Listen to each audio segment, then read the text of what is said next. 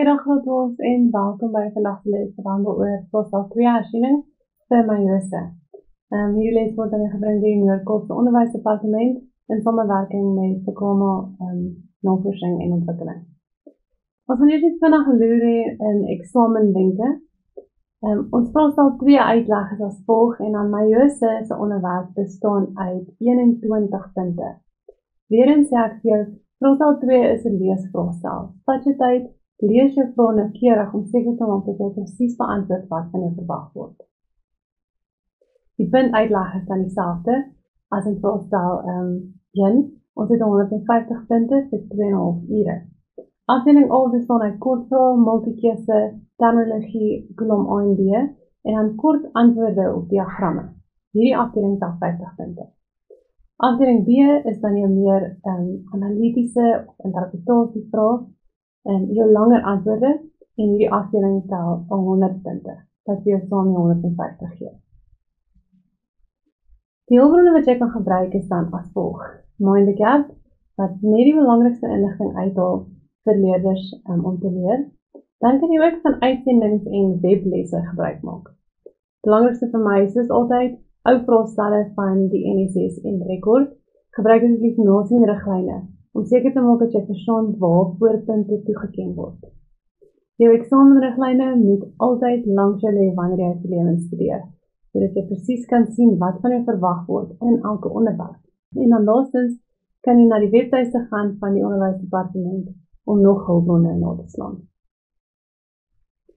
In die nasienbeginsels gaan ek weer highlight dat ons moet kyk na tabulering. Wanneer tabulering van jou vereis word, maar jy dit slegs in paragrawe skryf, verloor jy die punt vir tabulering. Dan, indien vloeidiagramme gebruik word in plaas van beskrywings, sal kandidaate punte verloor. Daar was 'n voorval nou in die rekordeksamen voorstel 1 in Gauteng waar daar 'n vraag was wat hulle moes 'n diagram teken om te verduidelik hoe sperm die ureadrag verlaat. Sommige leerders het 'n skets geteken en het al 4 punte verloor. Let asseblief mooi op dat vloeidiagramme net moet geteken word wanneer daarvoor gevra word. In die taal wat gebruik word die bedoelde betekenis verander, word die punt nie aan jou toegeken nie. En dan laastens, as eenhede van mates nie aangedui word nie, gaan jy die punte verloor. Die nasienriglyne gaan gewoonlik 'n afsonderlike punt toeken vir mates. So kyk of jy in centimeters moet antwoord of millimeters of liters. Jy maak seker jy skryf daar eenhede by. Nou as ons gaan kyk na eksamenwenke wat jy moet let op die volgende. In Majose is daar 2 woorde wat verwarrend is en omgerou word met mekaar en dit is sentromeer en sentriool. Onthou asseblief dat die sentromeer die struktuur is wat 2 kromatides aan mekaar vasheg en dat die sentriool die struktuur is wat in die pole van die selle die spoelvesels vorm.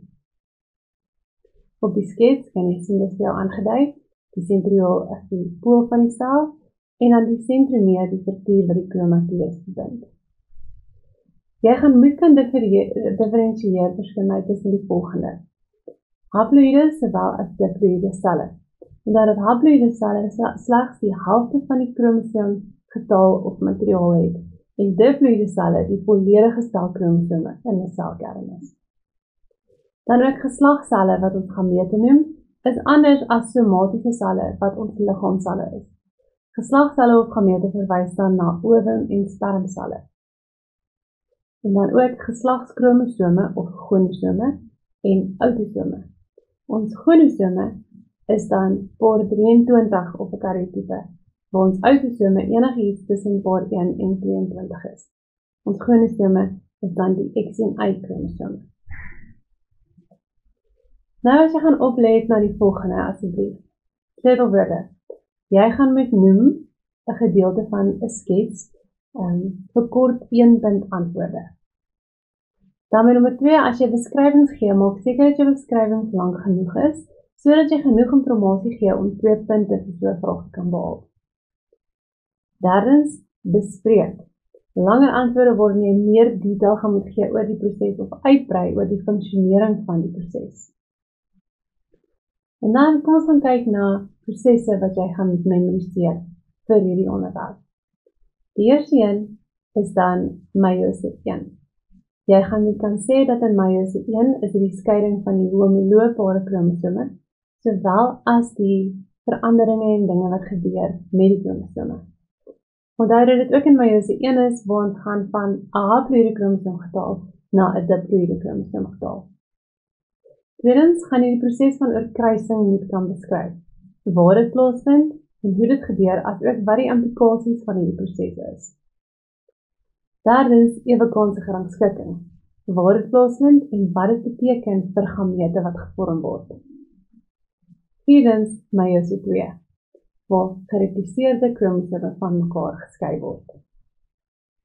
Nommer 5, verwys dan na nidusjunksie, wat abnormaliteite in meiose is. Wanneer die skeiding tydens meiose 1 of 2 nie plaasvind nie, wat sy implikasies of impak het dit op die gevormde gamete. Dan beweeg ons aan na vrae wat jy kan verwag gedurende hierdie vraestel. Eerstens gaan jy moet kan identifiseer die verskillende fases van meiose, sowel as gedeeltes van die selle kan benoem, afhangende van waar die byskrif geplaas word. Tweedens gaan jy moet kan sê hoeveel kromosome in elke sel voorkom op die diagram wat vir jou gegee is. Onthou asseblief dat nie elke meiose vraag handel oor menslike gamete nie. Tel dus die kromosome wat sigbaar is vir jou. Nommer 3, beskryf die proses van oorkruising en noem altyd chiasma waar dit nodig is. Nommer 4, jy gaan enige fases van meiose 1 of 2 moet kan teken en ten minste 3 byskrifte gee by elk. In meiose is die tekening van hierdie fase anders, omdat oorkruising plaasgevind het, is die kleur en struktuur van kromosome anders. So let asseblief op daarna wanneer jy 'n sketsel van dit maak.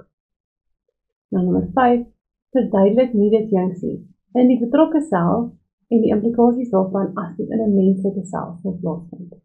Dit bring ons aan die einde van eksamenwenke vir meiose. Kom ons gaan kyk na die inhoud.